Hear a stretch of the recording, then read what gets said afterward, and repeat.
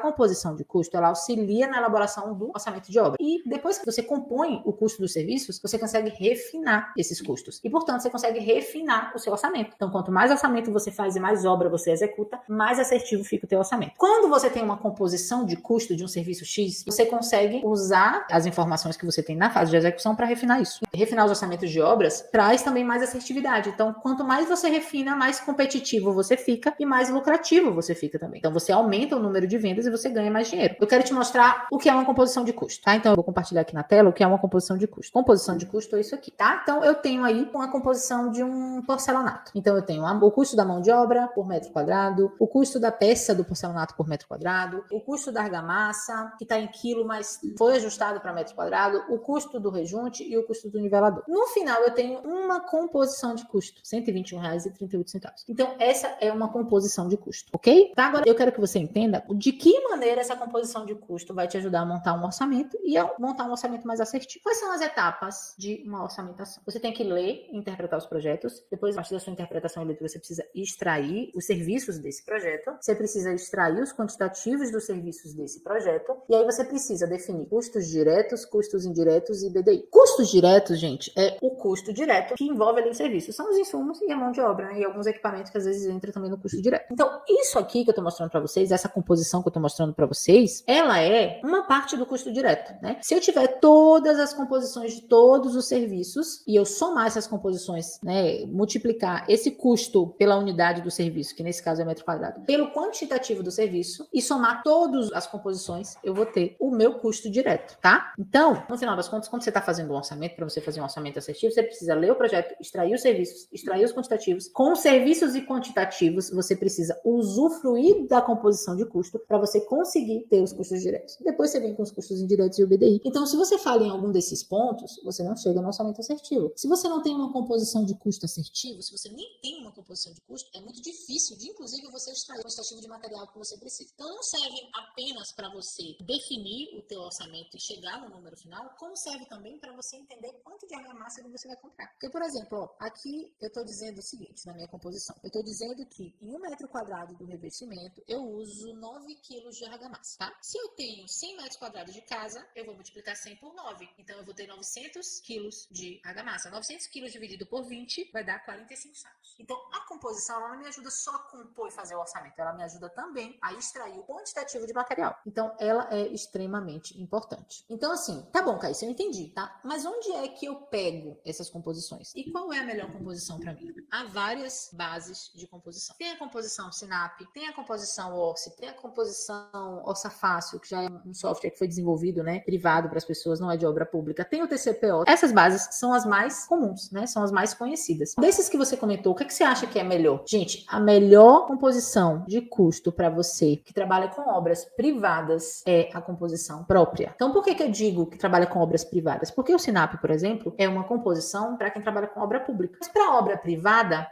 não tem Sinap, não tem Orce, não tem TCPO, não tem CUB. Orça Fácil é uma base privada, sim, mas é a base privada de uma empresa que desenvolveu. Não necessariamente serve para você. Tá? Isso então quer dizer que não serve em nada? Serve. Serve para você tomar como base, serve para você tirar uma dúvida, serve para você iniciar a sua composição. Mas a melhor composição para o teu orçamento é a composição própria. É essa composição que está aí na tela para vocês, que é a composição própria daqui da empresa. É uma composição construída aqui. Por quê? Eu tenho as informações de preço, de insumo, eu tenho as informações de quanto eu consigo contratar. Só você consegue saber quanto é que a mão de obra da sua cidade está cobrando realmente pelo serviço. Então, tem que ter muito cuidado. A composição própria, ela vai te ajudar a você realmente chegar num orçamento que você consegue executar e sobrar dinheiro. E ela vai te ajudar também na questão dos insumos. Porque, às vezes, o Sinap coloca um consumo menor. Às vezes, coloca um consumo maior. Às vezes, tem um preço de insumo que é maior do que o que você encontra na sua cidade. Às vezes, eles colocam um preço de um insumo muito mais barato do que você encontra na sua cidade. Então, você realmente precisa desenvolver a sua própria composição para você tornar esse orçamento mais assertivo possível, tá? Eu vou mostrar aqui para vocês o exemplo do Sinap.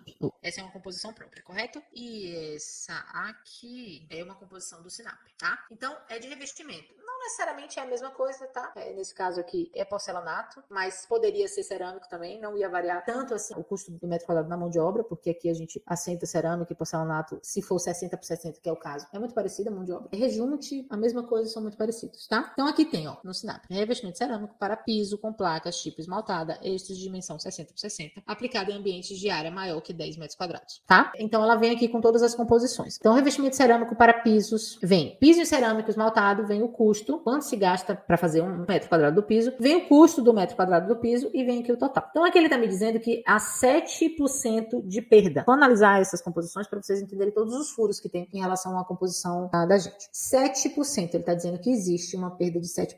As perdas de revestimento variam na minha concepção de experiência, variam de 10% a 20%, tá? Em teoria, varia de 5% a 20%. O Sinap, ele tá dando 7%. Por quê? É obra pública. Então, eles querem enxugar o custo mesmo. Eu coloco no meu orçamento 15% a 20%. Porque eu sei na prática que isso acontece. Se é uma casa, por exemplo, que tem cômodos pequenos, tem muitos cortes de pedra, há um desperdício maior. Porque quando a gente corta a pedra, nem sempre a gente consegue reutilizar essa pedra, né? Esse corte. Às vezes esse corte é realmente descartado. Então, isso aqui já é um ponto a se observar, né? Aqui no meu caso, ó, o meu porcelanato é 1,19. O custo é até parecido, ó. Ele cobrou R$ 60,95 por metro quadrado de piso e eu cobrei R$60 o material. Só que existe uma diferença no valor total, porque existe uma diferença na taxa de desperdício. Então aqui tá dando 65,21 no total para ele e para mim tá dando 71,40. Thaísa, essa taxa de desperdício é fixa? Não. Você pode pegar um galpão para fazer. A taxa de desperdício vai ser muito menor. Agora, se você pega uma casa pequena de, sei lá, 42 metros quadrados com 3 cômodos, vai ser uma taxa de desperdício alta, tá? Quando a gente fala desperdício, parece que a gente não tá utilizando o material de maneira correta. Mas não é, são os cortes mesmo. Além do desperdício do erro humano, existem os cortes que inutilizam as pedras. Então a gente tem que levar em consideração. Outra coisa aqui no Sinap que ele fala é argamassa colante. Ele coloca aqui 8,62 kg, no meu é 9 quilos, tá? Porque o meu percentual de perda é um pouquinho maior do que o dele, já dá pra perceber. E aí, o que acontece? Ele vem aqui e me coloca 76 centavos o quilo dessa argamassa, dessa ACU. Gente, na minha composição tá 1,50, né? Na minha composição, o saco da minha argamassa sai em torno de R$30. Às vezes, eu consigo comprar de 27, às vezes eu compro de 32. Essa argamassa que ele coloca lá é a C1. Essa argamassa que tá na minha composição é a C2. Ok. Mas a AC1, ela nunca... Eu te desafio a encontrar uma AC1 a R$15,20 no teu mercado aí local da tua cidade. Então, é esse cuidado que a gente tem que ter. Porque só nesse item aqui, existe uma diferença do dobro do preço, né? O meu é 1,50, o dele é 75 centavos. Mas aqui, ó, eu coloquei a argamassa C1 na internet, na Ferreira Costa, tá R$17,60. Na internet. No teu mercado, vai ser mais caro que isso. E se você tá comprando no mercado local, não tá comprando de um material de construção grande, não tá comprando em quantidade, vai ser ainda mais caro, tá? E como eu digo, o AC3 eu consigo comprar de 27 a 32, já comprei inclusive de 34, porque teve um aumento muito grande, né? Então você realmente tem que ter esse tipo de cuidado quando você for usar uma composição tipo Sinap, né? Porque você tem que realmente entender se aquele custo de insumo serve para você. O consumo, né, e a produtividade, você também tem que ter cuidado. Por quê? Você viu aqui, ó, que nem sempre vai ser igual. O dele tá dando 7% de desperdício da pedra, o meu eu tô usando 19%. Por que eu tô usando 19%? Porque nem sempre eu vou usar 19%, mas já aconteceu que a gente usar 10% pelos cortes, o banheiro muito recortado, muito cheio de alvenaria e tal para cobrir, a gente teve que comprar mais caixa e no final dos contos gastou 300, 500 reais a mais do que estava previsto, tá? Porque quanto mais caro é o revestimento, maior o risco. Então, quanto maior o tipo de acabamento da obra que você está construindo, maior o risco de você perder dinheiro se você não utilizar uma composição ideal. Então, aqui seguindo, ele colocou rejunte cimentício, qualquer cor. O meu rejunte já dá uma diferença também em relação a esse aqui. A minha composição do rejunte, ela fica 2,20, o do Sinap fica 62 centavos. O consumo do meu é um pouquinho maior. Azulejista, isso aqui é outra discrepância que eu quero mostrar para você. Azulejista ou ladrilhista com encargos complementares. Serventes com encargos complementares. Ele tá me dizendo que eu vou pagar R$6,77 no metro quadrado do piso. Aí é que tá a grande pegadinha. Eu pago R$33 no metro quadrado do piso. Se eu empreitar a obra total como empreiteiro, né, eu vou ter um custo lá por metro quadrado que provavelmente esse porcelanato vai cair aí para 20, 17, mas eu não vou conseguir em reforma ou construção privada pagar R$6,77 no metro quadrado do piso de uma obra residencial. Não vou. Eu também te desafio você encontrar isso aqui, tá?